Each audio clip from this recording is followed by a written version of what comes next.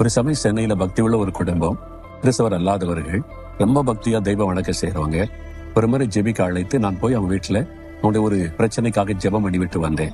ஆனா அவங்க ரொம்ப பக்தி, கடவுள் பக்தி. ஆனா இயேசுவை பற்றி அதுக்கு அறிந்து கொள்ளவில்லை. நான் போன பிறகு சொன்ன பிறகு கொஞ்சம் தெரிந்து கொண்டது.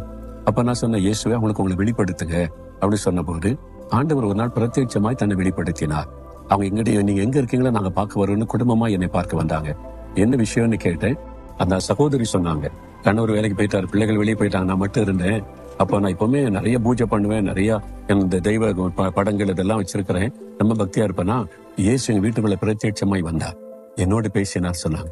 என்ன பேசினார்? நிறைய காரியத்தை பேசிட்டு ஒண்ணு சொன்னார், மகளே நீ ரொம்ப பிரார்த்தனை பண்ற, விசுவாசத்தோட கடவுள் நம்பிக்கையோட பிரார்த்தனை பண்ற, ஆனா இயேசு என்கிற என் நாமத்தை சொல்லி நீ பண்ற பிரார்த்தனை தான் பரலோகத்துக்கு வரும், அந்த பிரார்த்தனைக்கு தான் பதில் கிடைக்கும்.